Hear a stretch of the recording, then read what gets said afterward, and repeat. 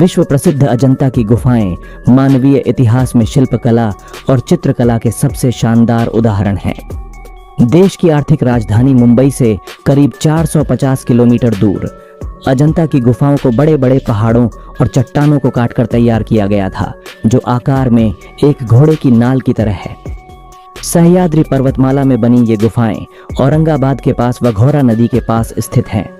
यहीं से कुछ दूरी पर अजिंठा नाम का एक गांव बसा है और इसी के आधार पर अजंता की गुफाओं का नामकरण किया गया है। इसमें कुल 29 गुफाएं हैं।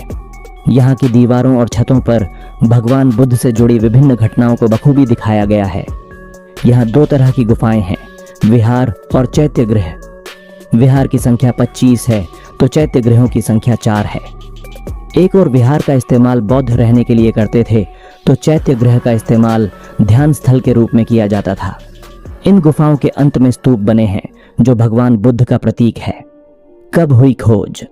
जंगली जानवरों और स्थानीय भील समुदायों को छोड़कर बाहरी दुनिया के लिए अजंता की गुफाएं हजारों वर्षों तक अज्ञात रहीं।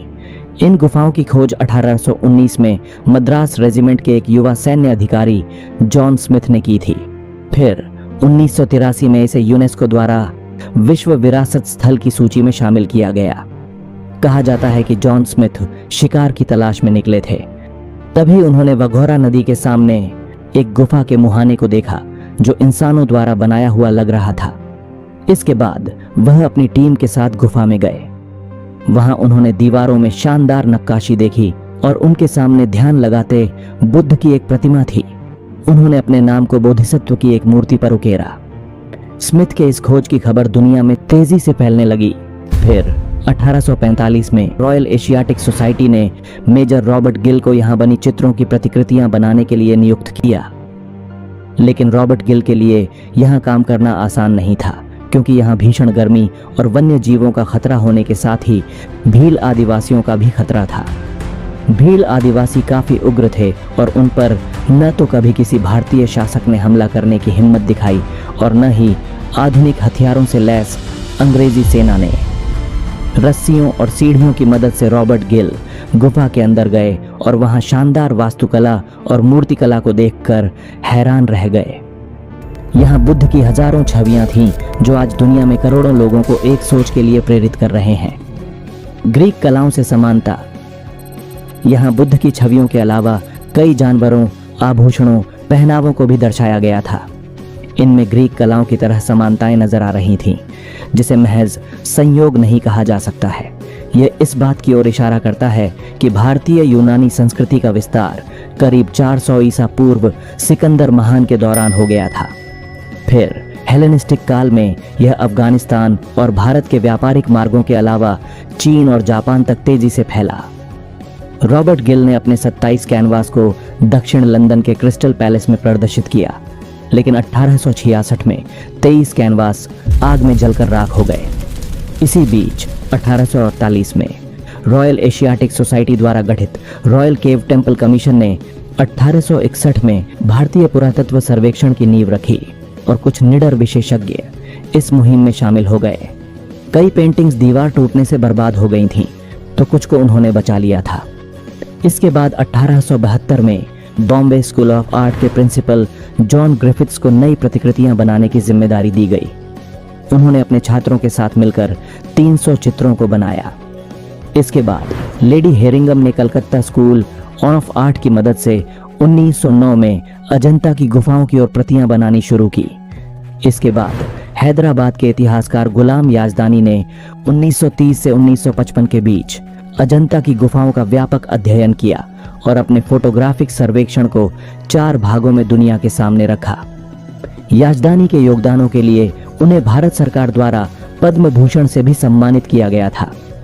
वहीं बीते 2 दशकों में भारतीय पुरातत्व सर्वेक्षण ने नई तकनीकों का इस्तेमाल करते हुए हजारों साल पहले कलाकारों द्वारा इन चित्रों को बनाने के तकनीकों का खुलासा किया है। बताया जाता है कि इन छवियों को बनाने के लिए अफगानिस्तान में मिलने वाले लेपिज लजूली जैसे कीमती पत्थर का इस्तेमाल किया गया था। नीले रंग के इस पत्थर को प्राचीन इतिहास में नवरत्नों का दर्जा हासिल है।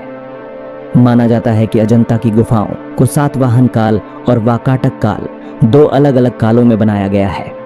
इन गुफाओं की ऊंचाई 76 मीटर तक है। ये गुफाएं जातक कथाओं के जरिए भगवान बुद्ध के जीवन को दर्शाती है।